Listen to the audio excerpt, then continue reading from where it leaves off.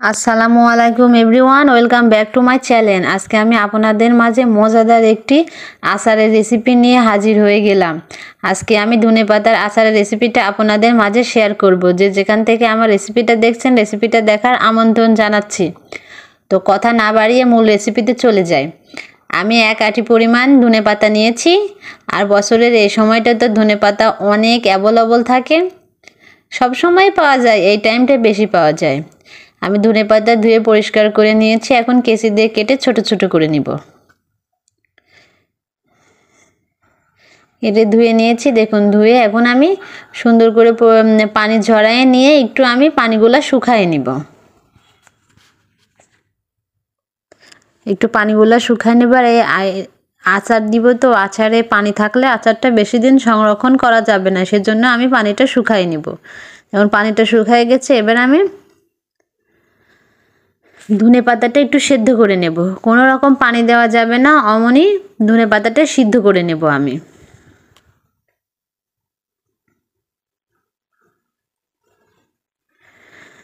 এই ধনেপাতার আচারটা যে এত মজাদার, আপনারা তৈরি করে না খাইলে একদম বুঝতে পারবেন না। তৈরি করে দেখবেন, অনেক মজা লাগবে খেতে। আমি ধনেপাতাটা নেড়ে চেড়ে সিদ্ধ করে নেব।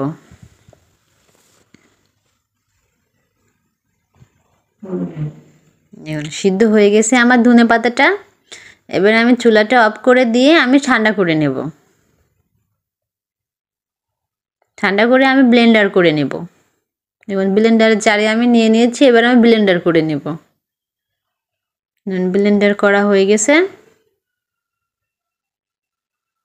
এবার আমি তেঁতুলের কাঠটা বের করে আমি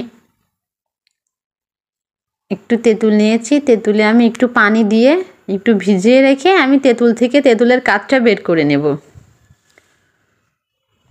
দেখুন আমি হাতের সাহায্যে চটকে চটকে আমি তেঁতুলের কাঠটা বের করে নেব। দেখুন তেঁতুলটা কাঠ বের হয়ে গেছে। আমি এখন তেঁতুলের ভেতর থেকে তেঁতুলের বিচিগুলো আমি ছেঁকে নিব। এবার আমি রান্নাতে চলে এসেছি। আমি প্যান বসাই দিয়েছি, আমি পরিমাণ মতো সরিষার তেল দিয়েছি। আর এই আচারটা সরিষার তেলে করতে হবে, তাহলে ভালো লাগবে। আমি হাফ চামচ পাঁচফোড়ন আর হাফ চামচ মতো আমি সরিষা দিব, কালো সরিষা। আর 2টা শুকনা মরিচ আমি ছোট ছোট করে কেটে দিয়ে আমি একটু নেড়ে ভেজে নেব। 3টে উপকরণ একসাথে দিয়ে আমি কিছুক্ষণ ভেজে নেব। এবার একে একে একটা করে উপকরণ আমি দিয়ে দিব। আমি 5-6 কোয়া আমি একটা রসুন দিয়ে ছিলে নিয়েছি, গোটাই আমি দিয়ে দিয়েছি। দিয়ে এবার শুকনো মশলাগুলো দিয়ে দেব। হলুদের গুঁড়া, লাল মরিচের গুঁড়া আর জিরা গুঁড়া আর পরিমাণ মতো লবণ দিয়ে আমি নেড়ে চেড়ে নিব। সুন্দর করে নেড়ে চেড়ে আমি মশলাটা ভেজে নেব।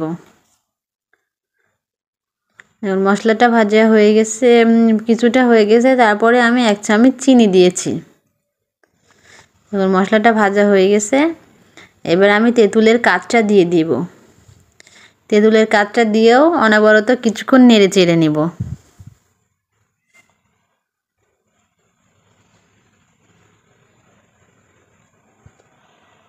যখন নাড়া হয়ে অনেকক্ষণ মশলাটা আমি কষায় নিয়েছি, এবার আমি ধনেপাতাটা দিয়ে দিব। ধনেপাতাটা দিয়ে আমি নেড়ে চেড়ে আচারটা তৈরি করব। সব মশলার সঙ্গে আমি ধনেপাতাটা মিশিয়ে নেব। দেখুন সুন্দর ধনেপাতার কালারটা চেঞ্জ হয়ে গেছে, আর অনেক সুন্দর ফ্লেভার আসছে ধনেপাতার। এখন ধনেপাতাটা অনেক সুন্দর হয়ে গেছে। আর আমি একটু ভিনেগার দিব। ভিনেগারটা দিলে আচারটা অনেক দিন সংরক্ষণ করে রাখা যাবে। এই আচারটা যে এত মজাদার, আপনারা তৈরি করে না করলে বুঝতে পারবেন না। আমি তো খেয়ে অনেক এই আচারের ফ্যান হয়ে গেছি। অনেক মজাদার এই আচারটার, একদম সিম্পল। এই টাইমে আচারটা তৈরি করে অনেক দিন সংরক্ষণ করে রাখতে পারবেন। তো আমার আচারটা তৈরি হয়ে গেছে। দেখুন আচারটার কালার কত সুন্দর হয়েছে, আর দেখতেও মাশাআল্লাহ অনেক সুন্দর, তেলটা উপরে উঠে আসছে। আমি এখন বাটিতে তুলে নিয়েছি। আমি ঠান্ডা হয়ে গেলে জারে তুলে রাখবো, দিয়ে আমি সংরক্ষণ করে রাখবো। আশা করি আমার রেসিপিটা আপনাদের ভালো লেগেছে। আমার রেসিপিটা ভালো লাগলে আমার পাশে থাকবেন, সাপোর্ট করবেন। অন্য কোনো রেসিপি নিয়ে আবার আপনাদের মাঝে হাজির হয়ে যাব। ধন্যবাদ বন্ধুরা।